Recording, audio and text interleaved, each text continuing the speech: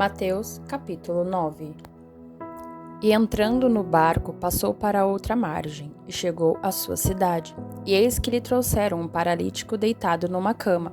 E Jesus, vendo a fé deles, disse ao paralítico: Filho, tem bom ânimo, perdoados te são os teus pecados.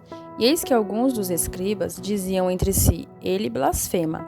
Mas Jesus, conhecendo os seus pensamentos, disse: Por que pensais mal em vosso coração? Pois o que é mais fácil, dizer ao paralítico: perdoados te são os teus pecados, ou levanta-te e anda?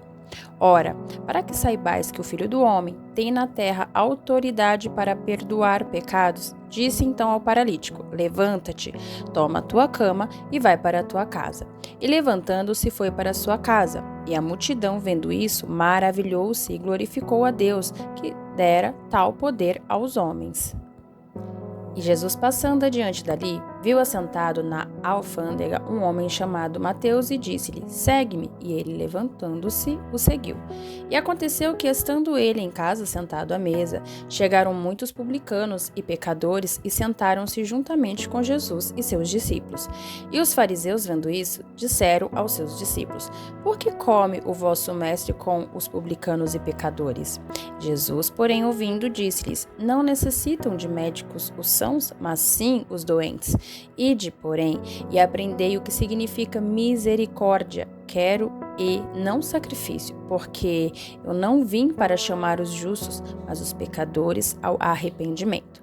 Então chegaram ao pé deles os discípulos de João, dizendo: Por que jejuamos nós e os fariseus muitas vezes e os teus discípulos não jejuam? E disse-lhe Jesus: Podem porventura andar tristes os filhos das bodas, enquanto a esposa está com eles?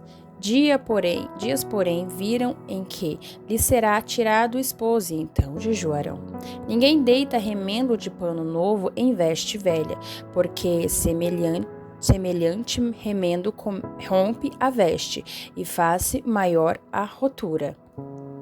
Nem se deita vinho novo em odres velhos. Aliás, rompem-se os odres e entornam-se o vinho, e os odres estragam-se, mas deita-se vinho novo em odres novos, e assim ambos se conservam. Dizendo-lhes ele essas coisas, eis que chegou um chefe e o adorou, dizendo: Minha filha faleceu agora mesmo, mas vem impor-lhes a tua mão e ela viverá. E Jesus, levantando-se, seguiu, e os discípulos também. E eis que uma mulher que havia já 12 anos padecia de um fluxo de sangue, chegando por detrás dele, tocou a orla da sua veste, porque dizia consigo: Se eu tão somente tocar as suas vestes, ficarei sã. E Jesus, voltando-se e vendo-a, disse: Tem ânimo, filha, a tua fé te salvou. E imediatamente a mulher ficou sã. E Jesus, chegando à casa daquele chefe e vendo os instrumentistas e o povo em alvoroço, disse-lhes: Retirai-vos, que a menina não está morta, mas dorme. E riram-se dele. E logo que o povo foi posto fora, entrou Jesus e pegou-lhe na mão, e a menina levantou-se. E espalhou-se aquela notícia por todo aquele país.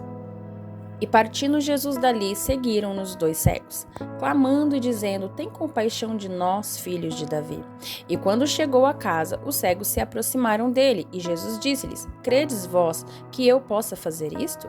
Disseram-lhe eles: Sim, Senhor. Tocou então os olhos deles, dizendo: Seja-vos feito segundo a vossa fé.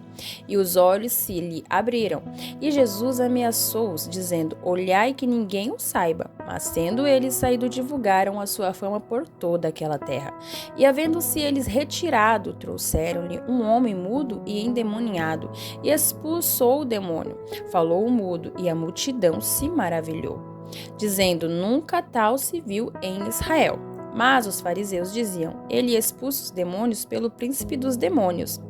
E percorria Jesus todas as cidades e aldeias, ensinando nas sinagogas deles, e pregando o evangelho do reino e curando todas as enfermidades e moléstias entre o povo. E vendo a multidão, teve grande compaixão deles, porque andavam desgarrados e errantes, como ovelhas que não têm pastor. Então disse aos seus discípulos: A seara é realmente grande, mas poucos são os ceifeiros. Rogai, pois, ao Senhor da seara que mande ceifeiros para a sua seara.